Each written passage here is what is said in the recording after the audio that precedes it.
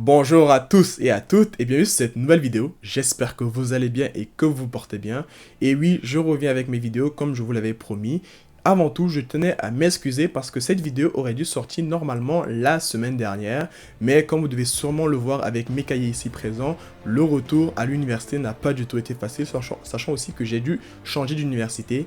Et donc, il y a eu beaucoup de choses à faire entre temps et cela m'a pris beaucoup de temps.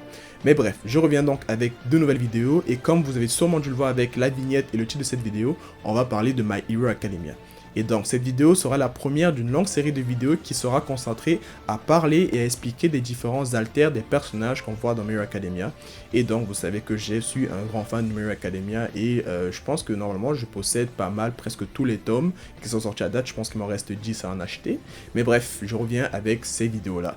Et donc, avec l'université, vous devez vous en douter, les vidéos prendront un peu plus de temps à sortir parce qu'il y a le montage, il y a l'écriture, etc., etc. Et donc, je pense faire ce type de vidéo-là aux 2 semaines. Donc, une vidéo sur les haltères aux 2 semaines. Et puis, si je trouve un peu de temps, si Dieu le permet, on va dire, je vais faire des vidéos qui parleront de manhwa ou de manhwa, tout simplement, dans les semaines creuses. Et ce sera des vidéos moins travaillées, plus détachées, plus relax. Ou alors peut-être je pourrais faire des lives, tout simplement, sur Twitch ces semaines-là, à la place de faire une vidéo. Ça aussi, je peux le faire. Donc, dites-moi en commentaire ce que vous aimeriez que je fasse. Est-ce que vous préfériez que je fasse des lives, des semaines creuses, où je ne vais pas sortir de vidéos? Ou est-ce que vous préférez que je fasse une vidéo plus courte, plus tranquille, mais qui serait sur les manhwas et les manhwa? Parce qu'oubliez pas, bien sûr, je conseille toujours des manhwas et des manhwa à ceux qui le conseillent. Ceux qui le veulent, tout simplement. Donc, on va commencer cette vidéo. L'introduction a déjà été assez longue. Et on va parler des alters de My Hero Academia. Sur ce, c'est parti.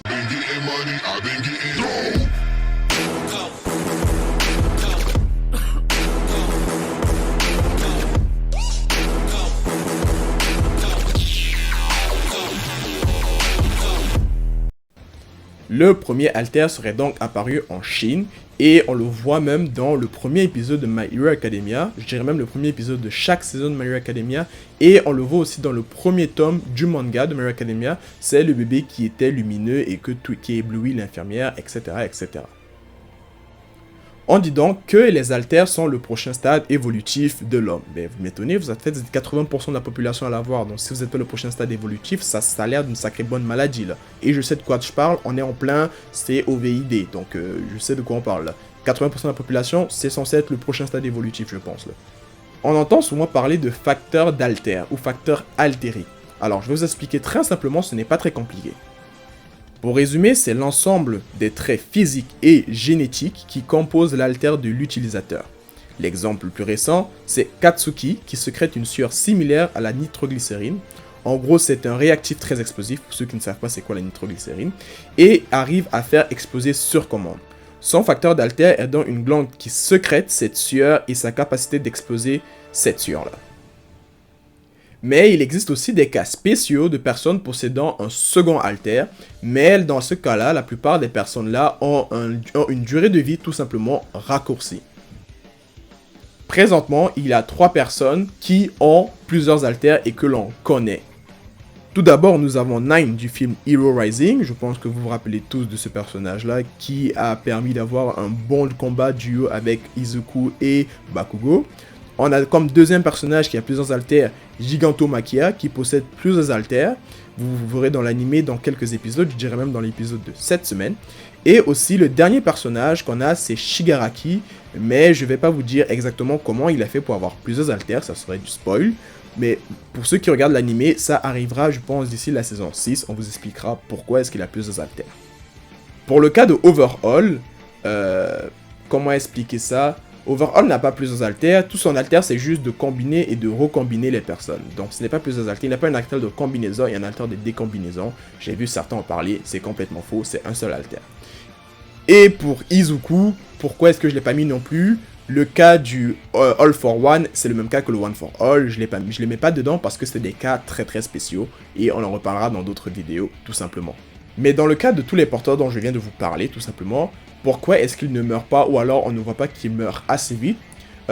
Pour l'instant, le cas de Nine, comme vous avez vu dans le film, il avait des sortes de capsules et un haltère du père qui lui permettait de régénérer certains types de cellules. Ça lui permettait de rester en vie plus longtemps et, je vous rappelle, il se droguait pour pouvoir utiliser plusieurs haltères sans avoir trop d'effets secondaires, bien que ça n'a pas trop marché.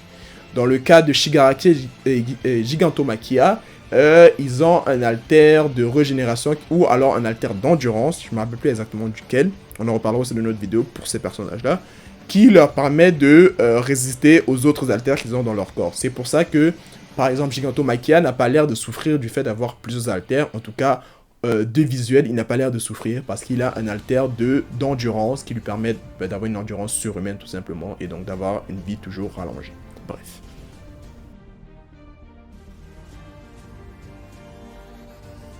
Les haltères sont génétiques et donc sont souvent héréditaires. L'haltère de l'enfant est souvent héritée du parent ou alors est une variante de celle des parents ou encore une combinaison de celle des parents ou voire le mix des deux. Je vais prendre un petit exemple très rapide. Imaginez Izuku Midoriya, on sait qu'il n'a pas d'haltère, mais je vous dis juste imaginez. De ce que l'on sait, sa mère peut apporter des objets à elle par télékinésie, de petits objets, et de ce qu'on sait, c'est que son père aussi pouvait cracher du feu par sa bouche. Et donc, on pouvait imaginer comme haltère, Izuku cracher du feu par sa bouche ou utiliser la télékinésie. Ou encore, si on prenait une combinaison des deux haltères, bien que ce soit compliqué, par exemple, Izuku aurait pu contrôler des sources de chaleur ou des sources de flammes autour de lui. Ça aurait pu être un type d'haltère que Izuku aurait pu avoir. Donc, n'oubliez pas, les haltères sont héréditaires. Points importants, attention, Shoto n'a pas deux haltères. Ça aussi, c'est un point que je vois très souvent et qui se répète dans la communauté. Shoto a un seul haltère, ok? Le Shoto a l'haltère feu et glace. C'est pas qu'il a l'haltère de feu et l'haltère de glace, il a l'haltère feu et glace. Donc, l'haltère de son père et de sa mère ont fusionné et ça n'a créé qu'un seul haltère qui s'appelle haltère feu et glace. Donc, un seul haltère. Il n'a pas deux haltères. Donc, ceux qui se demandent aussi pourquoi est-ce que j'ai pas mis Shoto dans la liste des personnes qui ont plusieurs haltères, non. L'haltère s'appelle feu et glace. C'est tout. Il faut aussi que je vous parle forcément de la fréquence allélique. Alors, c'est quoi la fréquence allélique? C'est très simple. En gros, c'est le nombre de fois qu'un haltère va être visible dans la population, tout simplement. Et donc, la fréquence altérique, c'est par exemple le fait que dans la population, on retrouve souvent le même type d'haltère ou des haltères très similaires, comme par exemple l'haltère de gigantisme, qui est un haltère très répétitif, en tout cas, qu'on voit dans la population. Si vous vous rappelez bien, lors du premier épisode, on voit deux personnes avec un haltère de gigantisme, le super méchant que Monte Lady a attrapé, et Monte Lady elle-même, qui a un haltère de gigantisme. Vous voyez qu'il y a déjà deux personnages dans le premier épisode qui l'ont. Pour ceux qui aimeraient des personnages plus récents, enfin des personnages, on va dire des personnages secondaires, on a les deux super géants qui se battent dans la ville et qui sont attrapés par une des Big Three. Et elle pose même la question, est-ce que vous vous battez parce que vous avez des haltères similaires ou des haltères de gigantisme, tout simplement. Donc, effectivement, il y a des haltères qui se répètent dans la population et qui sont assez fréquentes. C'est ce qu'on appelle la fréquence altérique. C'est des haltères qu'on voit très souvent. Juste en passant, le fait que, par exemple, le père d'Izuku crachait du feu par sa bouche, Endeavor qui produit du feu. On a aussi, si vous vous rappelez bien, très rapidement, il y avait, après que Endeavor soit battu contre le High End Nomu, il y a un homme qu'on a interviewé dans la rue et qui disait qu'il avait un haltère, il arrivait à produire du feu par ses doigts. Donc vous voyez que même la production de feu est quand même un haltère qu'on retrouve très souvent. Et donc, c'est ça la fréquence altérique, c'est qu'on voit souvent des haltères très similaires qui se répètent ici et là, quoi. Maintenant que j'ai fini de vous parler de tout ça, maintenant il faut que je vous parle du type d'haltère comme je vous ai promis de vous parler, parce qu'il y a différents types d'haltères. On va commencer tout simplement d'abord par les émetteurs.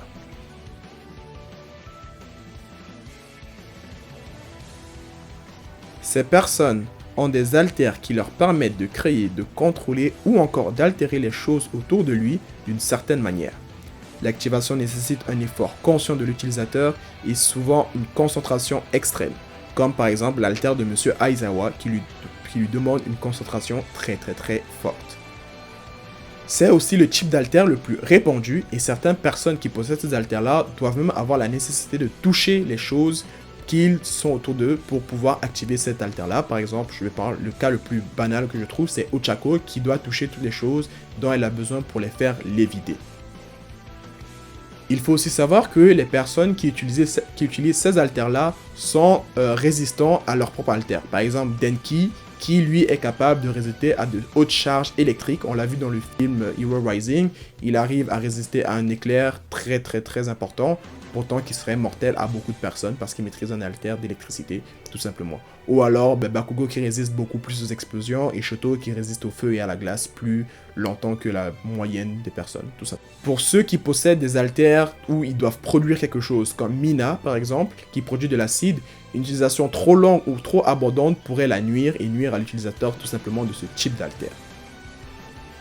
Maintenant qu'on a fini avec les émetteurs, on va passer aux transformateurs. C'est la capacité de l'utilisateur à subir des transformations temporaires et de diverses manières, souvent en améliorant les fonctionnalités du corps déjà existant ou en supprimant certaines, voire même en ajoutant d'autres.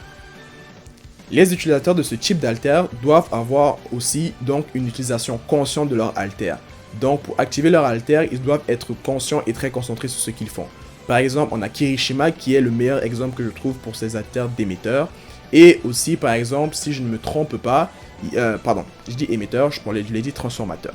Donc, Kirishima qui est le meilleur exemple d'haltère de type transformation, donc transformateur. Et eux, par exemple, ils ont la possibilité pour eux d'entraîner leurs haltères au point où ça devient un réflexe. Par exemple, si Kirishima se fait frapper d'un coup, imaginez le fait que juste au moment où le poing touche la peau de Kirishima, ça se solidifie tout seul, comme une sorte d'ultra instinct, vous voyez ce que je veux dire? La peau de Kirishima se solidifierait instinctivement, rapidement, tel un réflexe, avant même que Kirishima s'en rende compte de ce qui se passe. Bref. Donc ça, c'est une chose qui est spécifique aux transformateurs. Mais malheureusement, le point faible de ces utilisateurs-là, c'est que ils doivent maintenir leur transformation et donc rester concentrés. Et donc, lorsque les combats doivent durer pendant de très longues, doivent tout simplement durer sur de longues périodes, mais ces haltères-là, ces transformateurs seront, on va dire, comme en échec parce qu'ils ne peuvent pas maintenir une transformation aussi longue. Vous voyez ce que je veux dire? Par exemple, Kirishima avec son mode Unbreakable, qui est surpuissant, mais malheureusement qui ne peut pas tenir longtemps avec parce que ça nécessite une concentration et de l'énergie à trop grande échelle quoi, pour qu'il la maintienne pendant une vingtaine, une trentaine de minutes sans rien quoi. Il doit prendre des pauses entre chaque transformation. Ensuite, l'haltère qui suit, ce sont les mutants. On les confond souvent avec les transformateurs, mais les mutants sont bien à part.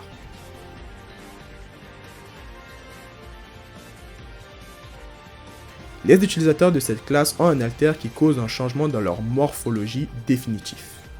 C'est souvent des structures corporelles en plus, comme dans le cas de Meso qui possède plusieurs appendices. C'est le seul type d'haltère dont le changement physique sont héréditaires, sans que ce soit forcément un haltère qui correspond à ce changement physique. Pour ceux qui ne comprennent pas exactement ce que je veux dire par là, le fait que l'hérédité de l'haltère se transmet, mais pas forcément l'haltère en lui-même. C'est par exemple, je vais prendre le cas de la fille invisible. Déjà, c'est qui, comment elle s'appelle? Je m'en souviens plus du tout.